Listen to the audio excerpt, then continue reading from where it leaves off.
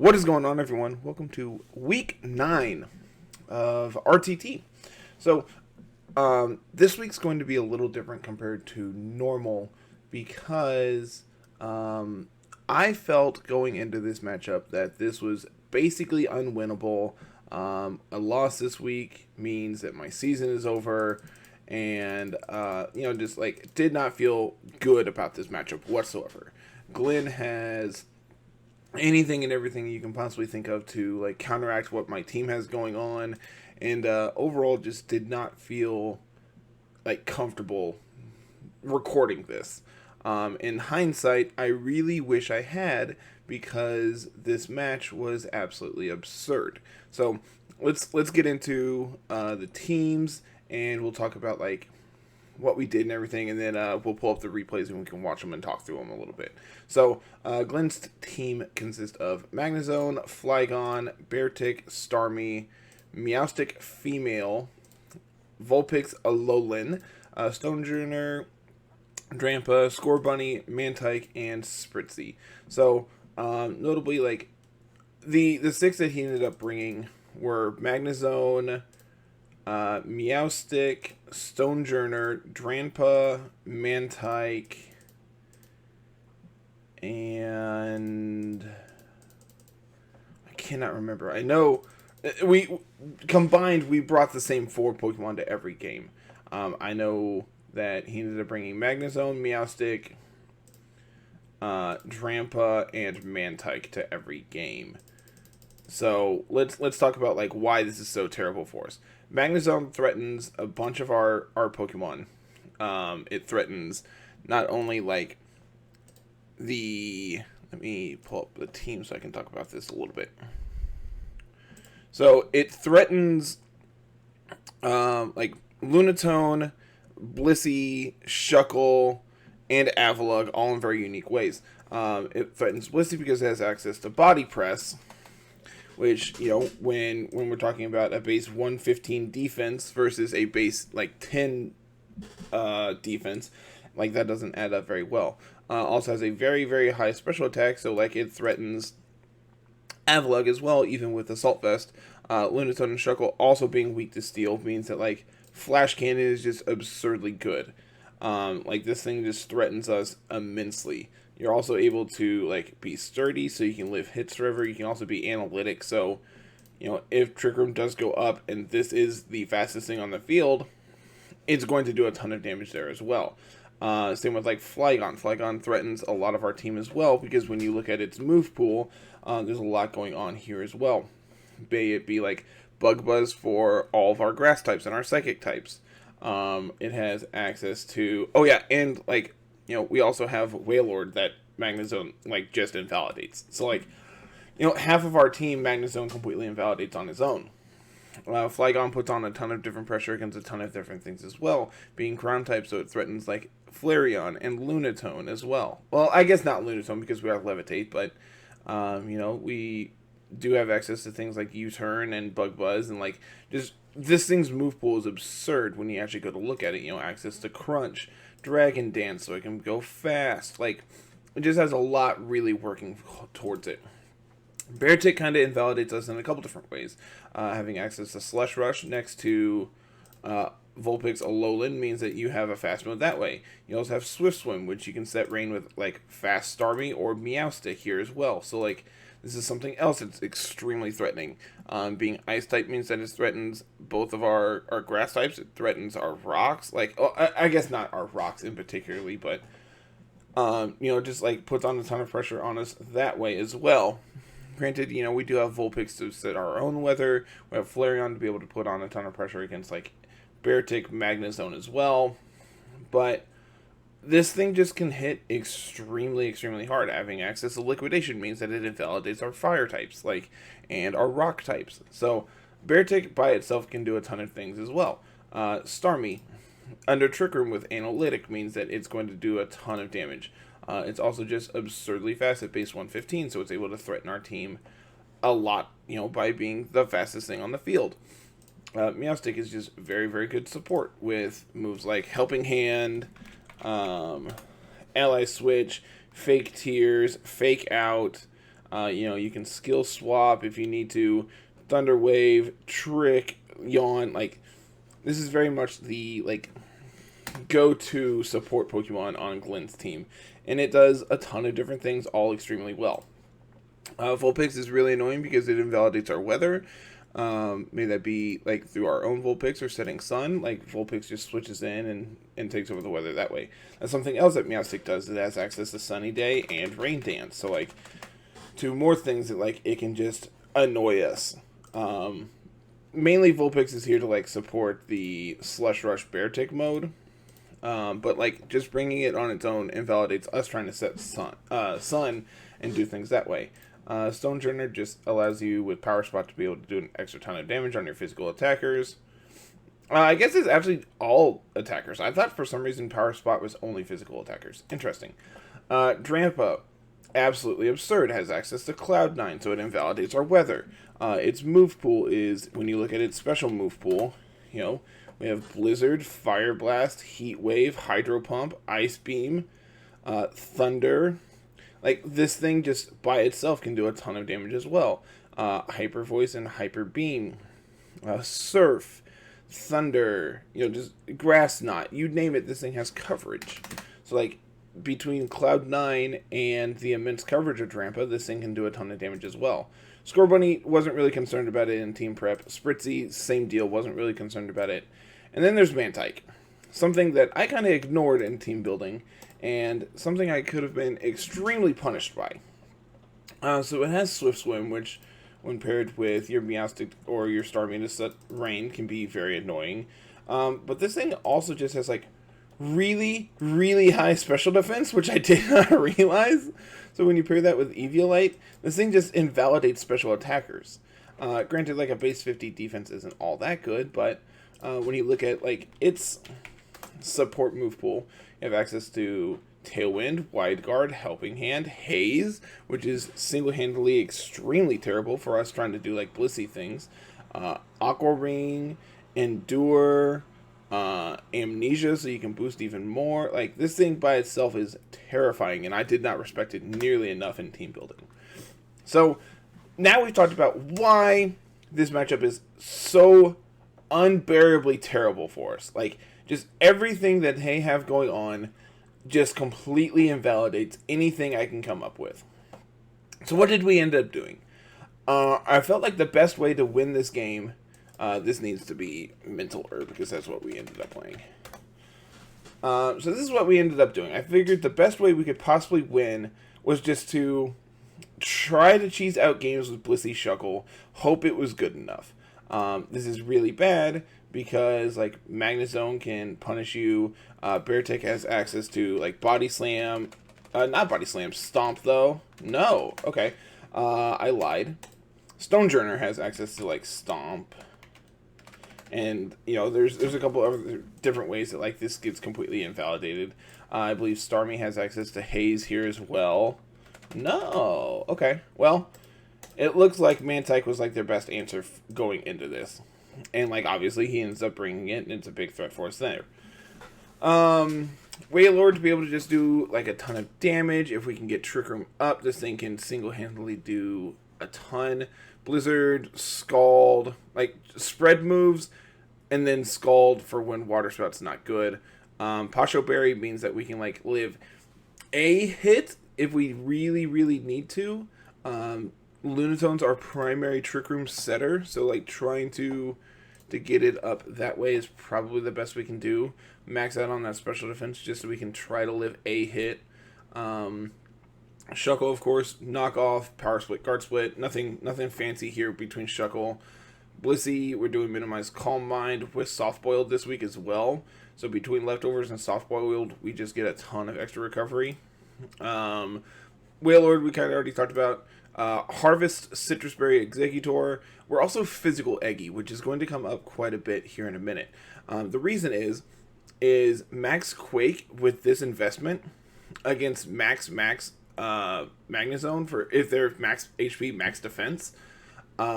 This is enough to KO them as a Max Quake. Max Quake is also very good lining up into his team when he has stuff like Drampa and other special attackers like Starmie as well to be able to just try to do extra damage that way. Wood Hammer, just so we can like try to beat up on, just like having stab grass when we're already invested into this much attack seems fine. Harvest, of course, because with Vulpix we're going to be able to consistently eat our citrus berries. Something I thought would be better than it actually was in the early games. We'll see. We'll talk about Harvest quite a bit when we get to Game 3.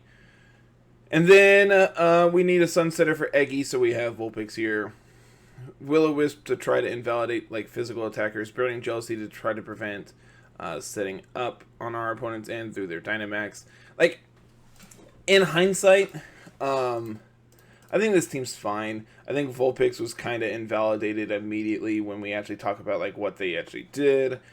But overall, I felt like this team was going in probably the best we could possibly do based on the information that we had.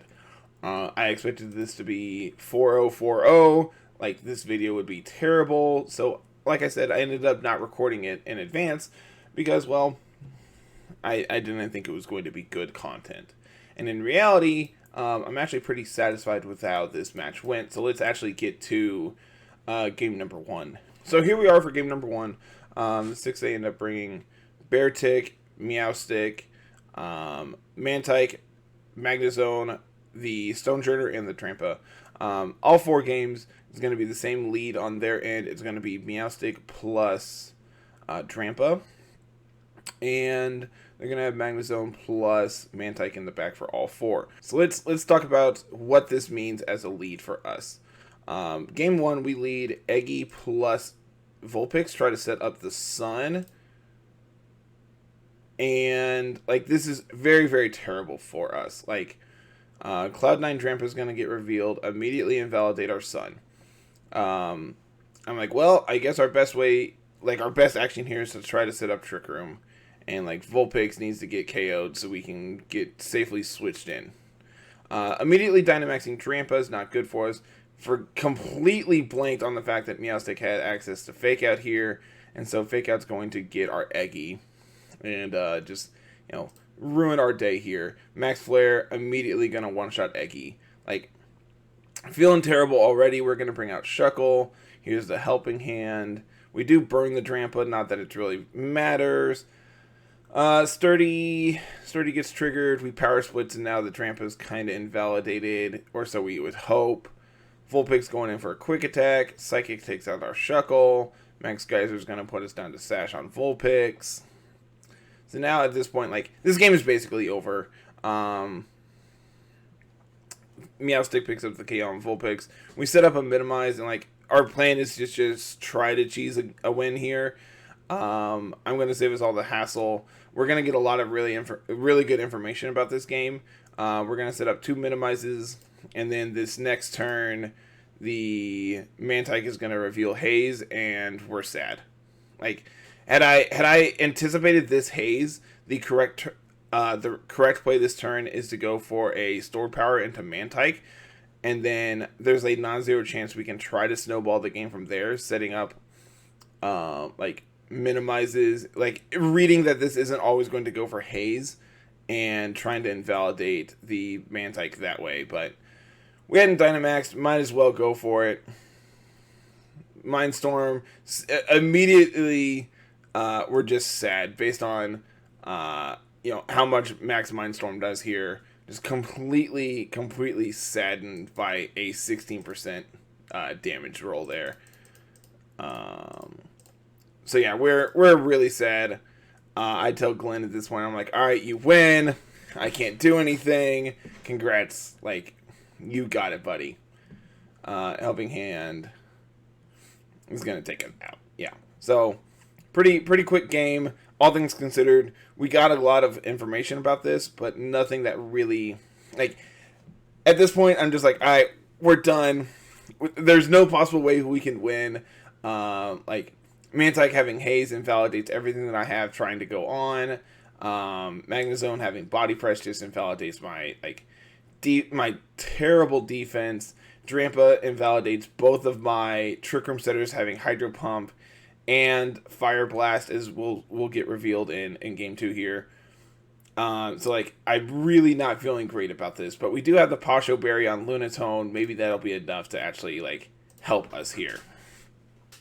So we're going to swap out, and we're going to go into Lunatone plus Wailord. We're going to just try to take out Drampa as soon as we possibly can. Here's the plan.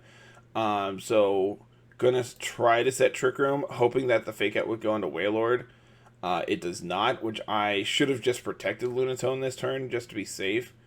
Pasho Berry is going to get revealed, and like Trick Room does not go up. But we know that another Max Geyser is going to go into the Lunatone slot this turn, so swapping to Blissey, we can just eat this hit all day. Blizzard does take out the Meowstic, which is important.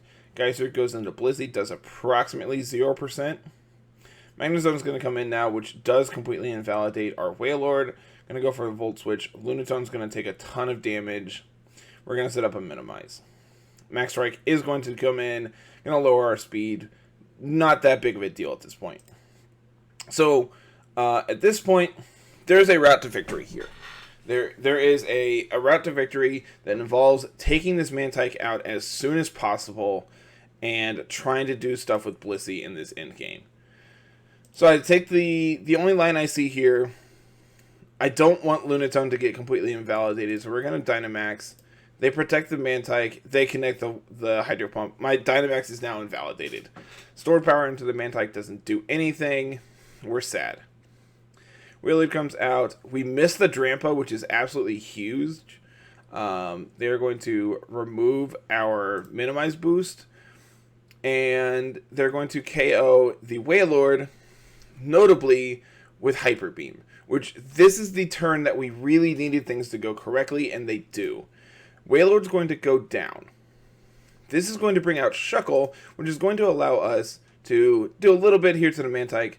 More importantly, though, it is going to allow us to get a guard split off onto Blissey. So at this point, Blissey has essentially the defense of a Shuckle. It has the bulk of everything we need to try to win this game. Whirlpool is not doing a lot. We invalidate we remove the Mantike's Eviolite, which is going to be huge. And at this point, Drampa's kind of a threat. Magnezone's the biggest threat we can imagine. And we really need to focus down this Mantike and we can win this game. Long story short, we're going to have to PP stall this Body Press out. We can win this game if we remove the Mantike, essentially. We need the Mantike to just... This is our biggest threat at this point. Because based on the damage that the Magnezone is doing, we're able to potentially like withstand hits from it. Body Press is doing about 16%, so every other turn we can heal and we'll be fine. But what we need to do is remove this Mantike and we can end up winning. Fast forward several turns. We'll just kick it into hyper fast here. We're going to start like Calm Minding while also forcing this Mantike to haze, so we can actually live hits. We eventually get into a point where Magnezone is forced to switch out, and Mantike has to start like protecting its life at all costs. So when we get to this point, alright, so Magnezone switches out, Drampa comes in, Mantike is now at 17%. So the idea I come up with here is I'm able to out heal all the damage that they're able to do. If I can Calm Mind and then attack into the Mantike, I win. Because at that point, they have to start hazing essentially every turn to invalidate everything I have going on.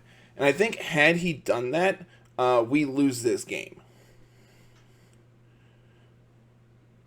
But in all hindsight, when this burn comes out from the Fire Blast here, I feel like we're basically dead, but like it doesn't end up really mattering. We get a heal off, Calm Mind on the turn that it protects. It does haze, and I inappropriately do go for Minimize that turn. I think I should have just attacked and we were in a winning position. But at this point, I'm out damaging like both of these, but I only have 4 stored powers. So I really need to make sure I can just like deal with these. So I set up to full here.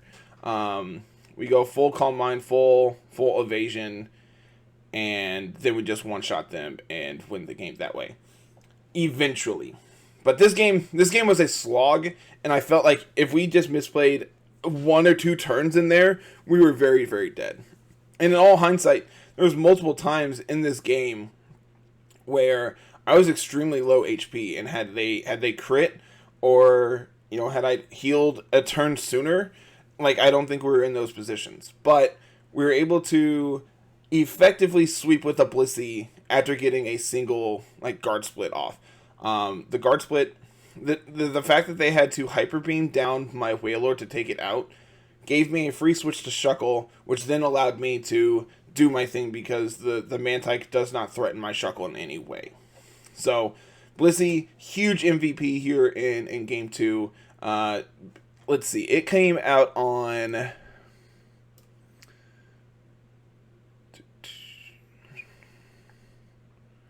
Blissey came out on turn 2. Blissey was on the field for 42 turns, and like just it was very close to dying multiple times. The blizzard on the Drampa, had we hit it as well, like then Magnezone comes out, and I feel like we probably can't win because they probably have some type of steel move on this Magnezone to hit into Shuckle super effectively.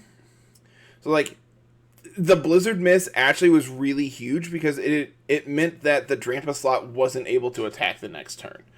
Also got the information that they were Yachi Berry on the Drampa. Got a lot of really good information this game. That brings us to game 3. Game 3 is kind of scary because like both of my Trick Room modes that I've tried to get up have not been haven't been able to do anything. So I make the read that if I lead Eggy plus Lunatone, they can only take out potentially one of them. But like I think both of them are very, very useful for this matchup. So I end up leading both. They still end up leading Meowstic plus Drampa, which I do believe this is a very good lead for the matchup. Not knowing where they are going to target down, I just go for a double protect here to stall out, like a turn of their Dynamax, remove their things going on. So this turn is very, very important for a couple different reasons. They end up setting Sun off of Max Flare. Obviously, we are Harvest on Exeggutor. This is very good. The problem is Exeggutor is definitely 100% within range of another Max Flare. So, the play I make here, needing to keep Exeggutor around, I Dynamax. I want the special defense boost from Max Quake this turn, and realizing that I'm not going to do a ton of damage into the Drampa, I target down the Meowstic slot, because this attack is good in every instance except a Mantike switch. Obviously, we make a huge, fantastic read here, attacking into the Magnezone here. Going for a Max Quake is whatever. We don't really care about that. But the fact that we get a Max Quake into the Magnezone and set up Trick Room is absolutely huge. So this turn, obviously, like, another special defense boost would be good, but, like, it's not all that important at this point. So reading that the Magnezone, if it stays in, cool, whatever. But reading that it could potentially switch to Mantike, we go for a Max Overgrowth this turn, and just casually do 55% to this Drampa. To this Mantike. At this point, it should be pretty obvious that we are physical Exeggutor, because if we were special, we, 1, would have not have done this, and 2, Eggy doesn't get a physical ground move. So at this point, something is very, very obvious that this Exeggutor set is going very different than normal. And reading that the Magnezone could switch here, we also go for a Power Gem into this slot, and just like, this Mantike went from full HP to 10% in one turn. We do eat our Citrus Berry to bring us just under half, and this turn's actually really sick because I believe, yeah, we get the Harvest this turn. We get the Harvest this turn, and we get to eat our berry again to go back above half. So, Mantike's going to go for a Protect. We Quake into the Drampa to get another special defense boost here. Hydro Pump misses, but it wouldn't have KO'd us. One, because we're +2, and two, we have our Pasho Berry still. So, like, we were never threatened by this Hydro Pump this turn. But this turn, we also get another Harvest boost. And this is where I start to think that something is going on weird, because Sun is still up, but Cloud9 is also on the field. So Cloud9 should invalidate our Harvest. So it should just be a coin flip every turn. So if so, this is a 1 in 4 chance that this has happened. Not completely unrealistic, but something that could still be realistic. Woodhammer going to let us eat our Citrus Berry once again. Another miss here from the Drampa from a Fire Blast. Again, should not have KO'd us in any way because we're +2 and we're above half at this point because we ate our citrus. And once again, we get another Citrus Berry harvested. So I'm feeling really good. This game should basically be over.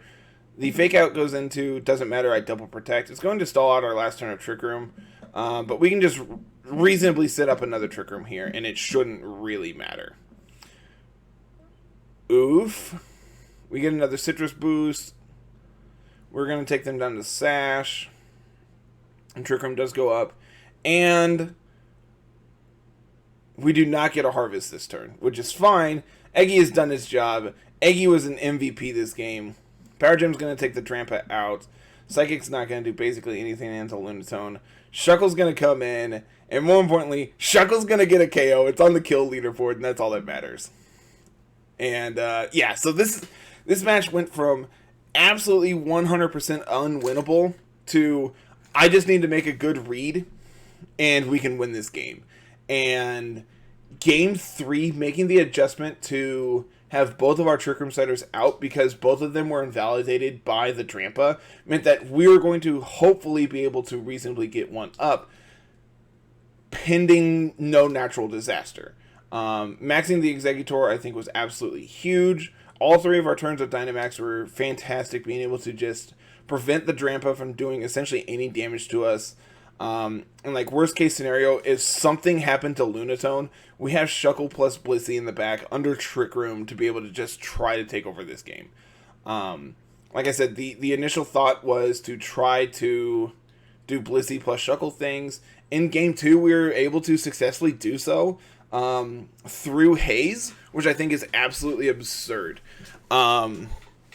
If Blissey and or Shuckle get bumped up in price next season to prevent this from happening, I completely understand.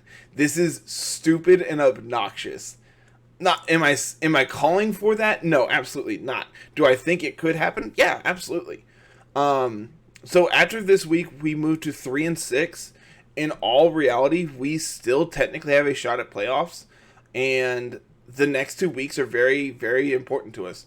If we can win both, we move into 5-6, and we need some things to go right, and we can sneak in at the 8th seed. So in all reality, there is a chance we can go for a second title. We just need to win out the rest of the season. Just hope we're lucky. That's all we need. So this match was absurd. Glenn, I'm so sorry I had to do Blissey things to claim it, but physical Aggie came in absolutely huge here in Game 3, and making this adjustment for Game 3 really, really did just... I think had we made this adjustment for Game 2, Game 3 would have played out very differently. So waiting till Game 3 to make that adjustment... I shouldn't say waiting. The fact that I didn't see this lead until Game 3 kind of meant that we were really far ahead from essentially turn 1. Obviously, we also got very lucky getting, I believe, 2 or 3 citrus recoveries from Harvest, which, that is technically a coin flip every time. So 1 in 8, that all that happened in the sequence that it did. But yeah, this match was absurd. I'm really excited to put this out now that, like I said, I did not plan on recording this match. I thought it was going to be awful. I thought both games were going to be like Game 1 where we get 2-0'd, or where we get 4-0'd, and I barely do any damage to anything. Yeah, we burnt the Drampa, and we did half to the Meowstic. So, essentially did nothing. So I expected this match to go like this game, and the fact that we were able to make a few adjustments and able to pull it out is absolutely huge. So that is going to be it for this week, everyone. Thank you so much for watching.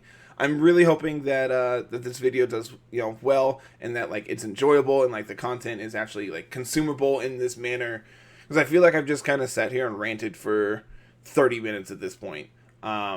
But yeah, I'm excited to see how the rest of the season goes.